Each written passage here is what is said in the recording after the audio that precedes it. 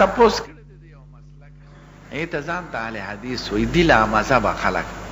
دا خلق دوکه کوي دا څلور واړه مذهبونه چې دي دا په قرآن او د حدیث د عمل کولو صورتونه دي او چې ته د مذهب پابند اوسېږي دا د حضور پاک د خبرو پابندي ده ځکه د پیغمبر علیه السلام خبرې او د هغې مطلب او معناګانې موږ ته دوی را رسولي دي نو اوس داسې خلک دي چې وایي دا مه منه څه کوه په حدیث عمل کوه هلکه دغه خو راته حدیث وایي او ته وایې دا هم حدیث دی نو ته مولی او دغه مولا دی دغه لوی عالم دی ستانه هغه د حضور پاک زمانې ته نږدې دی د هغه په پرهیزګارۍ په علم د ټول امت اتفاق دی او ته د 14مې صدۍ مولی په 10 روپۍ هم بدلېږي زه خو نه پوهېږم پخپله یو ټانګي والا ته وایي په حدیث عمل کوه هغه وایي وروره ما ته حدیث ووایه حتی نه تپوس کوم دا چې ځان ته اهل حدیث وایي ته د بخاري شریف او ترمذي شریف په حدیث ولې عمل کوې دا خو د بخاري ته پخپله په خپل سند د پیغمبر نه حدیث زده که نو چې څنګه د بخاري شریف او د دې کتابونو وی یاره دا نیکان خلکو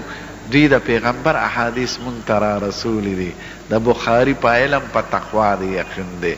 نو چې څنګه د بخاري په را رسولو دی یقین دی نو د دغې څلور واړو مذهبو علماو په پوی او په فقه هم یقین وکړه عجیبه خبره خو دا ده چې د بخاري حدیث باندې عمل کول خو روا دي او د امام ابو حنیفه خبره باندې چې د حدیث معنا درته بیانوي ناروا ده نو دی خلقو ته لا مذهب وایي اهل حدیث دا دوکه ده ښه اهل حدیث د دې څلورو واړو مذهبو عالمان دي په قرآن او په سنت عمل کوونکي تا ته وایي صحابه خو مذهب نو صحابه ټیک ته مخکې وو هغوی د دریاب په غاړه دي د پیغمبر سره نږدې دي برای راست فیض حاصلی مو خو تېرسته یو یو لوی دریابي د هغې نه نهرونه راغلي او ته 20 میله لرې او هغه نهر نه اوبس کې تا ته څوک وایي چې د نهر نه اوبسلس کې لاړ شه هغه دریاب ته ته به وایې قمقله دا نهر خو همدغې دریاب نه راغلی دی که د 20-25 میله مزل کولی شم زه د پیغمبر نه په خپله حدیث اورېدی شم خو 1400 کاله مخکې تېر شوي دا یو دوکه ده چې خلک دوکه کوي نو دا لامذهبه خلک دی چې لامذهبه خلک وي نو دوه یاد لرئ منځ هم ورپسې مه کوئ او دعوت یې مه قبلوئ هر ته زه صاف وایم منځ ځکه مه کوئ چې د هغه د عبادت رخ نه دی معلوم هغه به مني به تیتلي ټول پرتوک به یې پلیتي او هغه ورته پاکه وایي نو منځ به درته کوي باد به یې چولي 9 چوکي اوږده لکه د اوښ عمره هغه به وایي ما اواز نه دی اورېدلی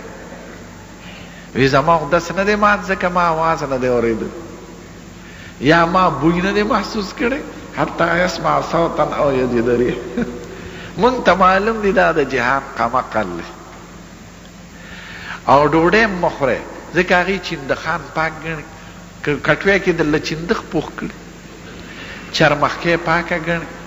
شمشتۍ پاکه ګڼي او دا ماشي میږي دا زنځې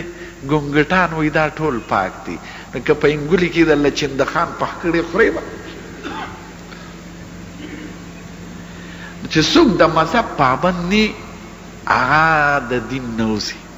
دا د بېدینۍ لار ده ګورئ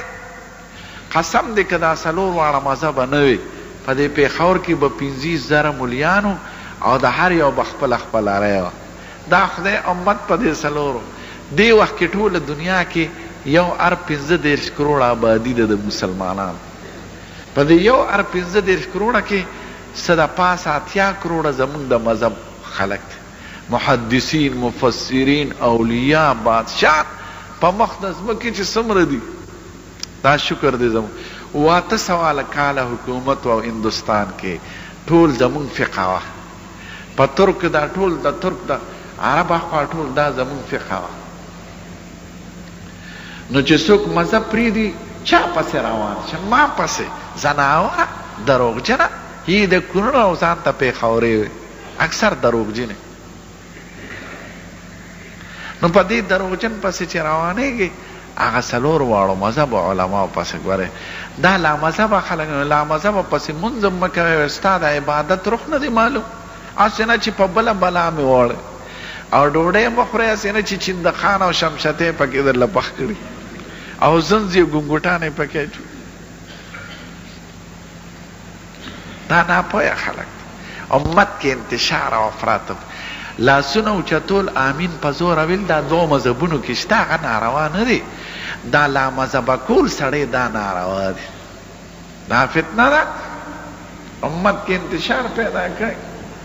هغه مسئلې چې هغې نه علما فارغ شوي دي دا ټول د صحابو کرامو چا لاس اوچته او چا نه اوچته چا امین په زور وي چا کم وي نو څو علماو یو قول خوښ که څه بل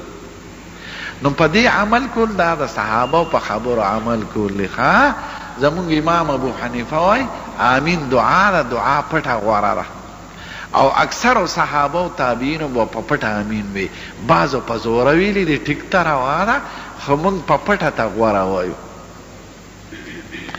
چا لاسونه اوچت کړي دي چا نه دي عبدالله ابن عمر کشر صحابي دي لاسونه به اوچتول او یو مشر صحابي دي عبدالله ابن مسعود هغه نوچتول زمونږ امام ابو حنیفه وای زمونږ د عبدالله ابن مسعود طرز خوښ دی ځکه دا د حضور پاک خادم خاص پاتې شوی دی او په ټولو صحابو کې په پویه کې د ټول زیات نه نو دا څلور واړه مذهبونه دا د صحابو کرام هغه خبرې دي او د حضور پاک طریقې دي چې څوک ټانګي والت تم وای ګونګړي مار تم وای راځه په حدیث عمل کوه هغه پیږي په حدیث او ته دغه زناور مولا ته ووایه چې په حدیث عمل کولو دپاره کوم شرطونه دي ته پې پوهېږې نو دا یو فتنه ده ښه اهل حدیث په نوم مه دوکه کېږې لا مذهبه خلک دي اهل حدیث د څلور واړو مذهبو خلک دي عجیبه خبره ده دا لا مذهبه خلک دا د حضور نوم ولي چې پیغمبر علیه السلام محبت څومره بل طرف ته یو بل خلق ته زیان ته عاشقان وای هغه هم د حضور پاک نو ولي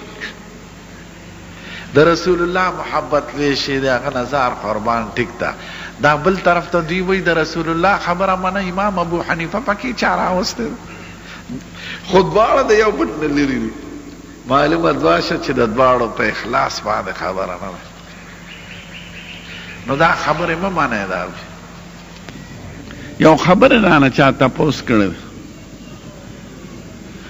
چې دا مذهب د کوم ځای نه راغلی او مذهب څه ته وایي او د ټولو مذهبونو کې کوم یو غوره دی او چې څوک مذهب نه مني نو دا خبره صحیح ده که غلطه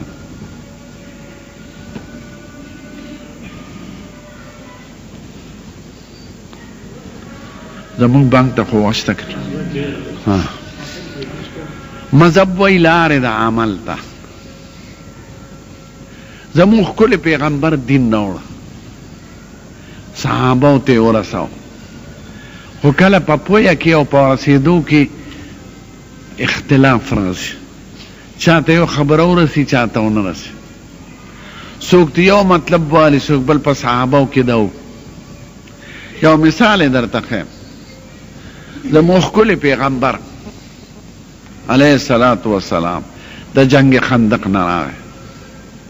نو صحابو کرامو ته وایي وی لا یصلین احدکم العصر الا فی بنی قریظه بنی قریظه او ته ځان نسوې زه سخت کالم حج له تلم ورغلم په موټر کې بنی قریظه والا اخري دا یهودو شیطانان او دا کافران چې سره راغلي د دوی په شرارت راغلي او دوی د پیغمبر سره معاهدې وې دوستي و عهدونه یې کړي هغه هر څه ختم کړ نو خدای ورته حکم راولېږه چې دوی نه هغه خو لاړل د دوی نه بدل واله